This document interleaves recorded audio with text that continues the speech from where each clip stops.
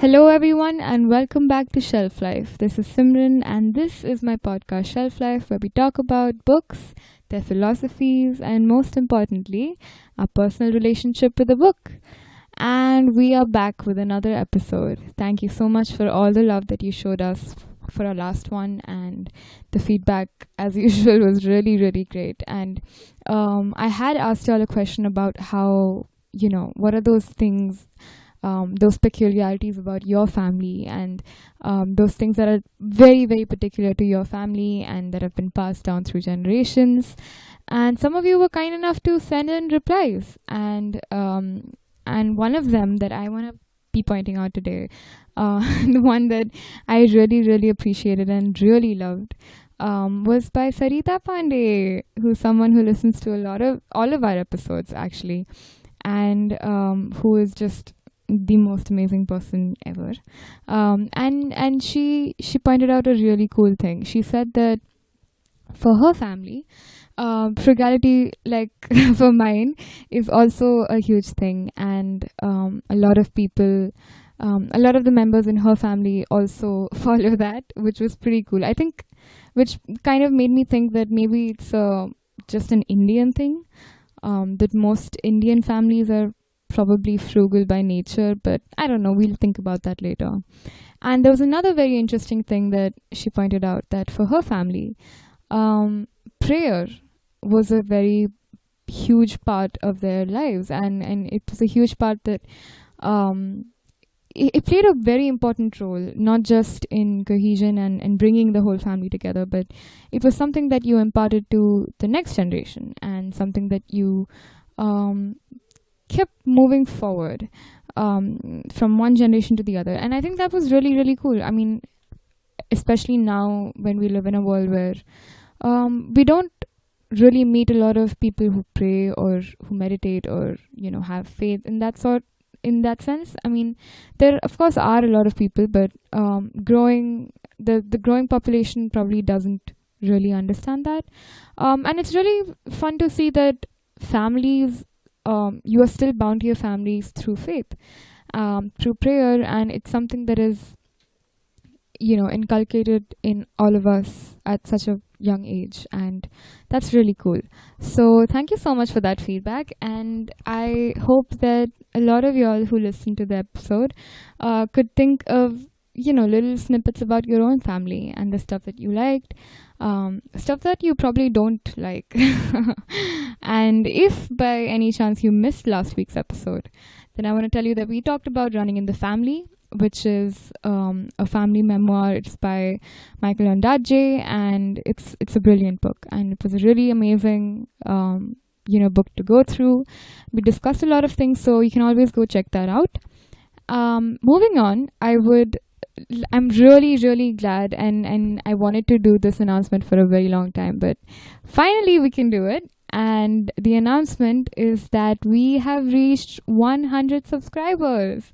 We actually have 100 of you beautiful people listening to our podcast every week, and you are tuning in, and you're giving us your stories, giving us your recommendations, telling us stuff that you liked, didn't like, all of that. And I really feel like we have built sort of a community that appreciates not just books but stories in general, and you understand how books affect our lives, and how they shape our lives, and that's really the whole that's the aim of this podcast.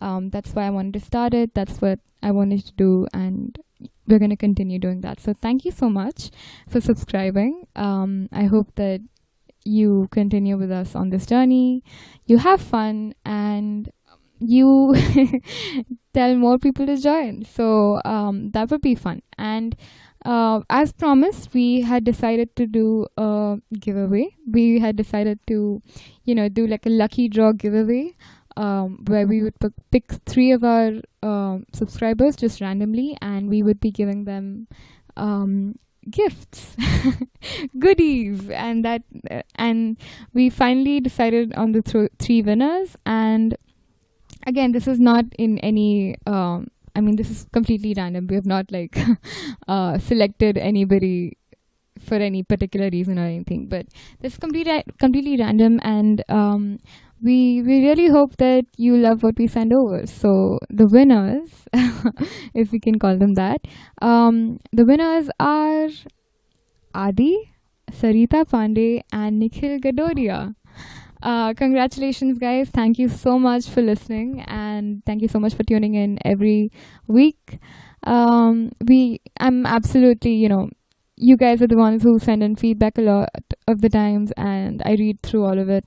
Thank you so much for your support, and I really, really hope that you continue on this journey with me. And there we have it. We have 100 subscribers, and we have 3 lucky winners. And I hope that, we can continue doing this till we reach, well, this is ambitious, but 1,000 subscribers. That would be fun. That would be really, really fun. So keep staying with us, and thank you so much. Moving on, this week's book is another memoir. I don't know what it is about memoirs, but I've recently gotten really interested in them. And I understand that they're not completely fiction, but they're also not completely non-fiction.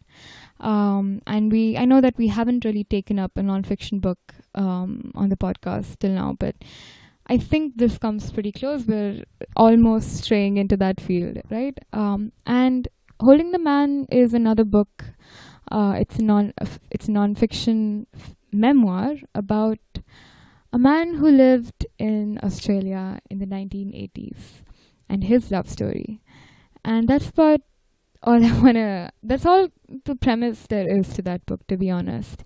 And I met this book back in, I'm going to say, to 2015. I was still in school, and there was a time when I was trying to, like I said in our Cobalt Blue episode, that there was a time when I was trying to find out more, queer-based books. I was trying to find out more LGBTQ-themed novels and fiction, and even movies for that matter. Just out of curiosity and the fact that there was so much, representation that was just lost and that was just not there. And you wanted to find it out. You wanted to hear that narrative. You wanted to hear that story. And so I did a lot of researching, and somehow, weirdly enough, I just found this book one day and I picked it up. I started reading. I still remember, this is, I think, the first book that I read on a Kindle. And if you know me, this is another little fact about me. I do not like reading digitally. I hate reading on Kindle. It's one of the things that I dislike the most. I don't know what it is, but it just, honestly, I feel like it really, it does something to the entire experience of reading a book. I think it messes with it somehow. But that's not the point. That's the first book I read on a Kindle, and even though I hated the way I was reading it, because my eyes would hurt, and I hated holding that thing that didn't look like a book, but I still enjoyed it. The book was so powerful that it just didn't matter how I read it. I had to finish it. I had to read it. And I remember still, going to school and then coming back home in the afternoons, really, really sweaty and tired and sleepy, honestly, but still staying up just to read this book. And I would stay up for hours. I would just sit in one position and read this book until I finished 3, 4, 5 chapters, and it was just so beautiful. I could not put it down. Absolutely could not put it down. And I think I still feel like this book means a whole lot to me. Because not just because it was the first queer-based book that I'd read, and it's a wonderful story, but even besides that, I think, I don't know if we've discussed this before, but it happens sometimes that you read a certain book, and however impactful it is, you realize that reading that book at that particular time in your life, it all just fits.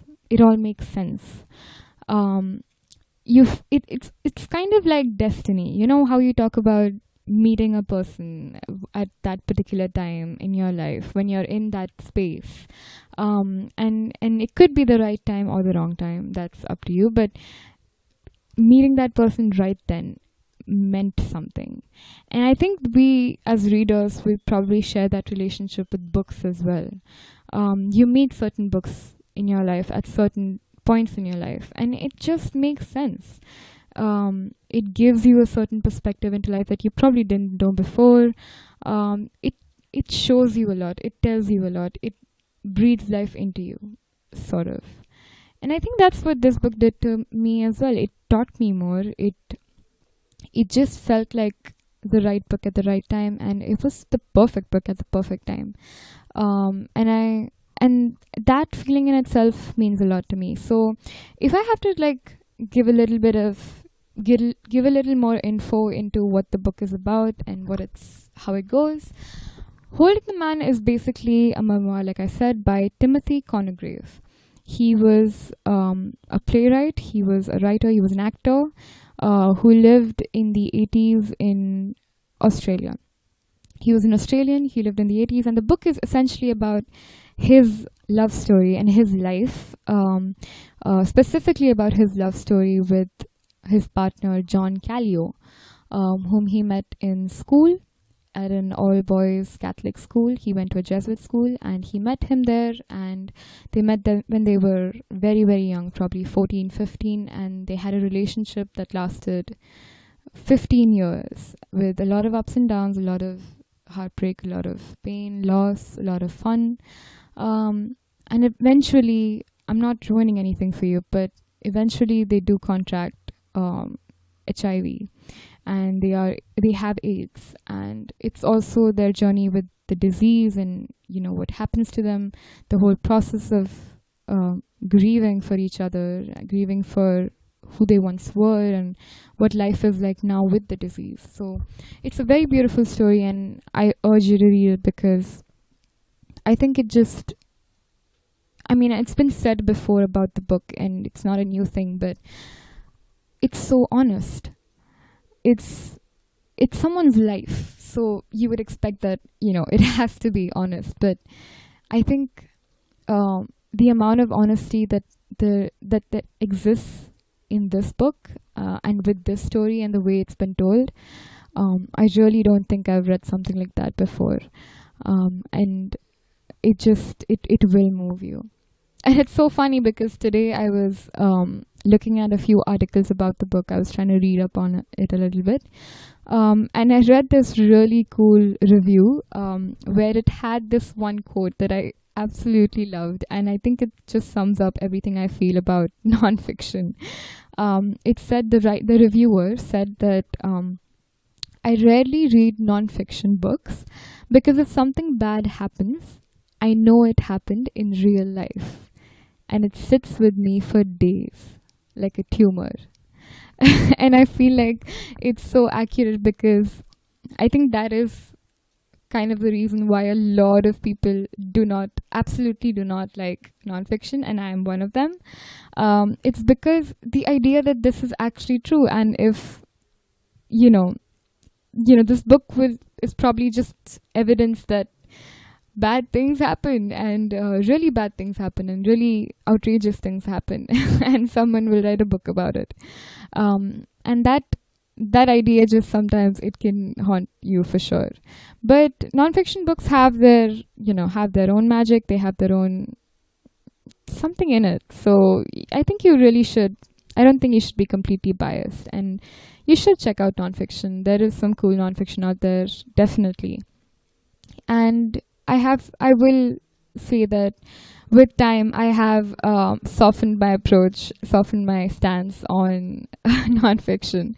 I have traveled to the other side, so it's all fine. Moving on to Holding the Man. So there's a couple of things about the book that I really want to discuss today. First of those things is the honesty bit of it, right? We just talked about it a little bit. I touched upon it a little. So if there's some of you out there who've not read the book and who are listening to the podcast, it's completely fine because you can always pick it up after you listen to this as well. We don't follow a spoiler alert thingy. I mean, I don't really appreciate that. I don't think books have spoilers. I think you're supposed to enjoy the journey anyhow, even if you know what the ending is like. So I don't really subscribe to that, but I don't think it should stop you from picking up a book, right? So it's all right if you've not read it and you want to read it after listening to this. Anyway, coming back to the honesty bit of it. So when I said that Holding the Man is a very, very real account of a gay man's life in the 80s in Australia. Now, if you know what it means to be gay in the world, you know that it is probably very, very difficult, right? That is in itself an understatement. There's so much literature out there that has attested to that it's not easy being gay. It's not. So many people struggle with that and still struggle with that. We're in 2020 where same-sex marriage is legal in a lot of countries, and there are so many movements that spread positivity for the gay community, but you understand that this is not a world like ours right now, and not saying that our world is extremely tolerant today, but this is completely different. This is the 80s, okay, and this is a time when being gay meant, listening to a lot of slurs, a lot of homophobic slurs, and thrown around just completely casually, with no amount of decency or any kind of remorse attached to it. So you understand that this is a completely different world. Times are different and everything is different, right? And of course, the experiences that you would have as a gay man or a gay woman would obviously be very different. Your challenges, your struggles would be very different. You would go through a lot more.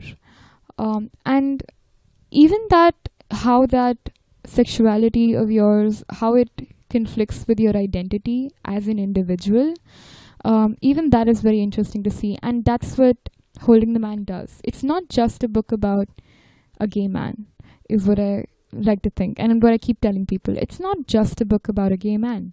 It's about a book about how your sexuality conflicts with your identity and what is more important, essentially, what takes precedence. Right? There's a really cool line in the book where Timothy Conigrave, so he's an actor, or he's trying to be an actor, and he goes to acting school, and there's a teacher of his, right? And he tells him in front of his entire class, and it's a very serious moment, but he tells him very, very calmly, he says, "You are more than just your sexuality, Tim." And what that line does to our character, our protagonist, is remarkable. It just completely shifts his entire worldview. The way he was, the way he behaved, everything he felt, everything he believed in, it completely shook that.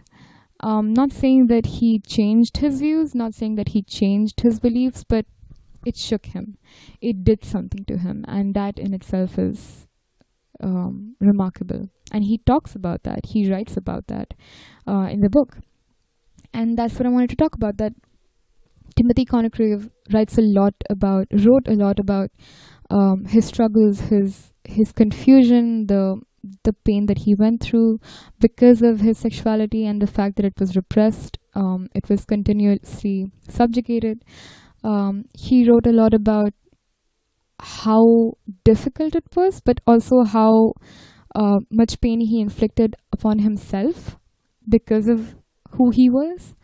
And there's also mention of a lot of mistakes. He was, there's infidelity. He was not always faithful to his partner, John.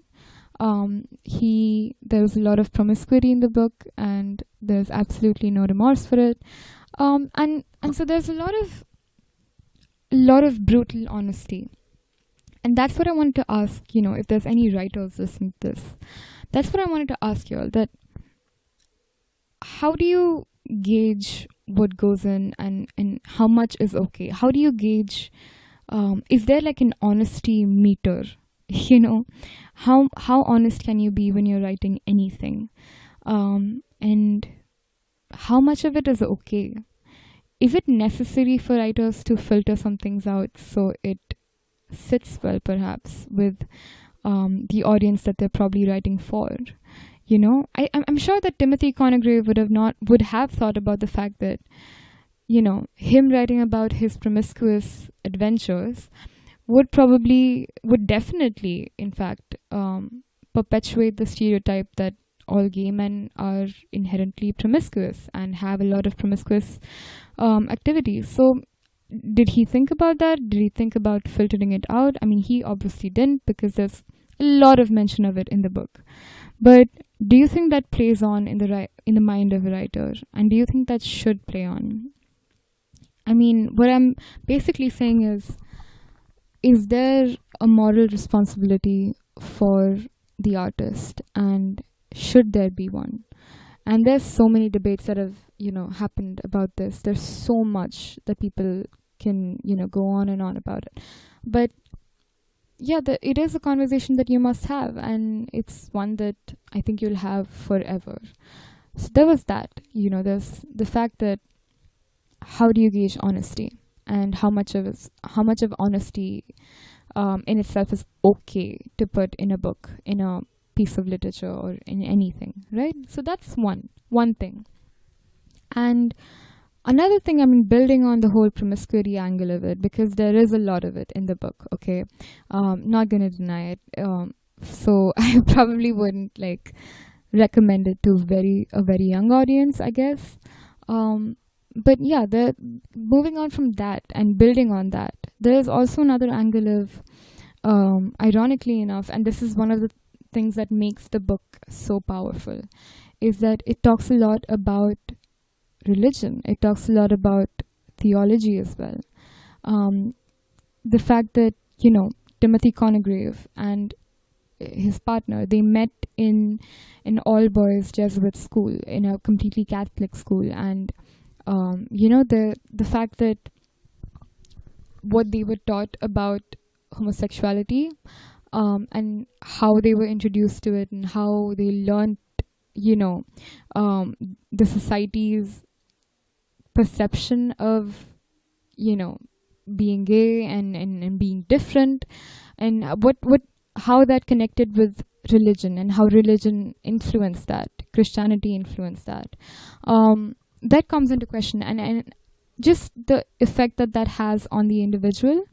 Timothy Conigrave talks a lot about that, and you see that he does have a very complicated relationship with religion because of his identity, because of his sexuality and who he is, and how that doesn't necessarily gel with his religion, right?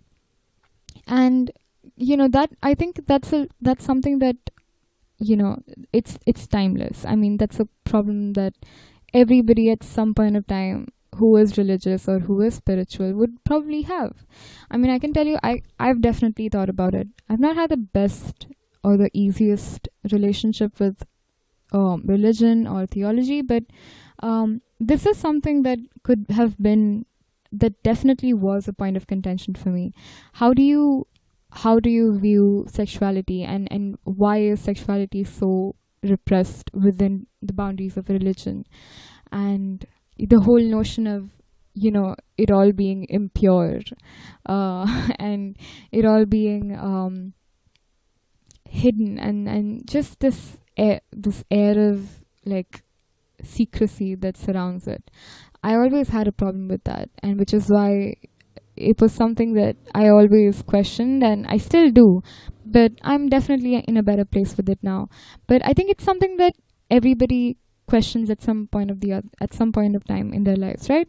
And I guess that really is important, because Timothy Conigrave in the book, the pursuit of God, the pursuit of reason, the pursuit of belief in something, and mostly in himself, is so strong, and it's so real, that that disconnect that he feels with religion it just breaks him. And I know for a fact that there's so many people who have that same problem, that their pursuit for God, their pursuit for meaning, their pursuit for belief, for faith, for love comes completely,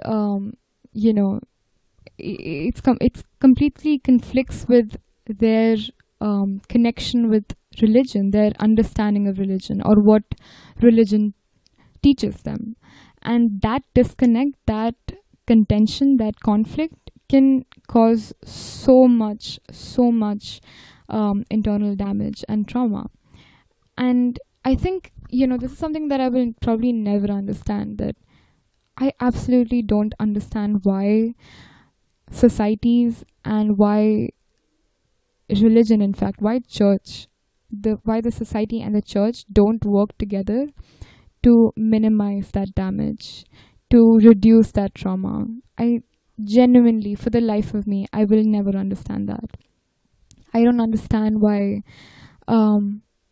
religion and society work together to enhance, to magnify that trauma, and to play on it, to manipulate it to an extent where the individual behaves in a way that is acceptable to the society and consequently to the religion. So that is something that I will never ever be able to wrap my head around. And I think I really, really would love to know what you have to say about that, to know what you think of that, right? I mean, it doesn't matter what religion you belong to, it doesn't matter what God you believe in, but everybody knows this because all of us live in a society. And religion is so closely linked to society. It's unbelievable, right? Which is why anytime someone says that they're an atheist, and I used to say that, now in retrospect, it seems so funny to me because there's absolutely no way that you are not connected to religion. I guess atheist is the wrong word. When someone says they're a-religious, that is something I don't understand, because there's absolutely no way you can be a-religious while also being part of a society. Absolutely not. It just doesn't work. Society makes sure that you are meshed with religion. Society is an extension of religion. It's just another organization, right? And I know this might sound like a lot of jargon to a lot of you, but I just love reading about it. As a sociology student, I absolutely love it. So yeah, this is something that I want you to think about, that even though you may be as radical as you want to believe, right? You may believe that no, we should talk about sex, and we should talk about the queer community. We should be encouraging of it. We should not hide away from all these things. We should talk about divorce and this and that. You can be as radical as you want, but the inherent ideas of the church will always find its way to you. They always find their way to the individual, and in some way or the other, they will influence you. And your goal is not to find out, to completely stop that influence, or to block it, or to find a way to remove that influence. Your goal as an individual will be to understand how it influences you and what you can do about it. Because you can't get away from it. There's just no way. It just doesn't work. You just have to find a way around it.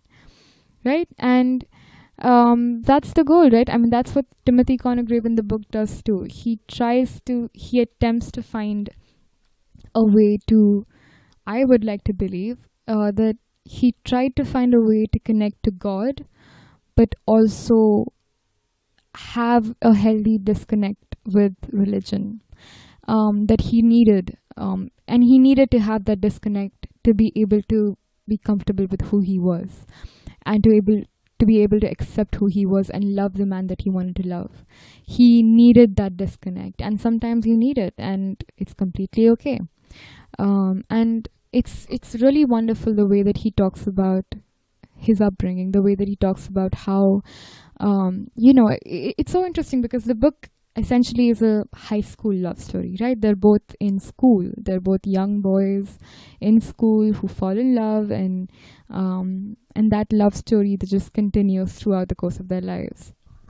But there's a very interesting angle to the book where, because the boys are in school and they're very young, they're also very interested in each other's bodies, and they're interested to be intimate and all of those things, right? But of course, the religious angle and the society, what the society thinks of intimacy and what religion thinks of intimacy, that plays in, and they are continuously, reprimanded for their desires, for how they want to lead their lives, right?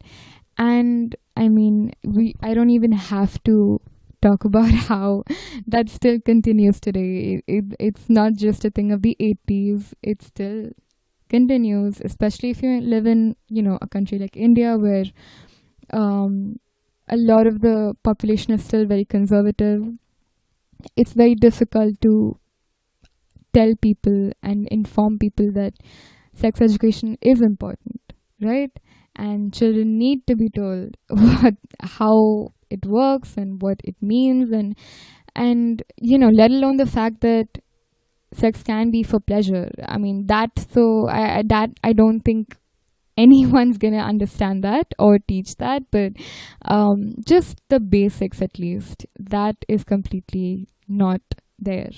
And it's so sad to think that from the 80s to now, not much has changed. But of course, there's still hope, and I still have faith in us, and hopefully we will change things for the future generation. But not to deny that all the trauma that has been thrown on us, I mean, nobody teaches us how to deal with that. And that's something that we have to figure out all on our own. So that's something that I want to leave you with, right? And it's just that there's so many things that I can talk about when it comes to God and sexuality and religion and the state and how it all shapes the individual. But at the end of the day, it's still your choice. It's still you.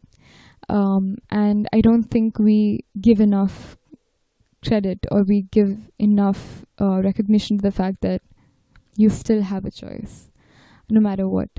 And Ayn Rand talked about this in We the Living, and she talked about it in a lot of her other books. But it's essentially that the individual still persists. The individual will triumph, even if that triumph means death, or it means his or her exclusion from society, even if it means that he can no longer be a member of the society who is, appreciated and loved and whatever. You will still triumph for doing exactly what you wanted to do. So that's what Ayn Rand talked about, right? She was fiercely individualistic. But Timothy Conigrave perhaps has a little softer view to that. It's a little more spiritual, it's a little more romantic, I guess. He does talk about the individual, and he is fiercely individualistic himself, but there's also that pursuit of something greater than yourself. There's a pursuit of love, there's a pursuit of God, there's a pursuit of faith and hope, and the fact that change is a possibility. Right? So that's Timothy Conigrave's point of view, and it's beautiful to think that that idea can exist in a world as bleak as ours, right? And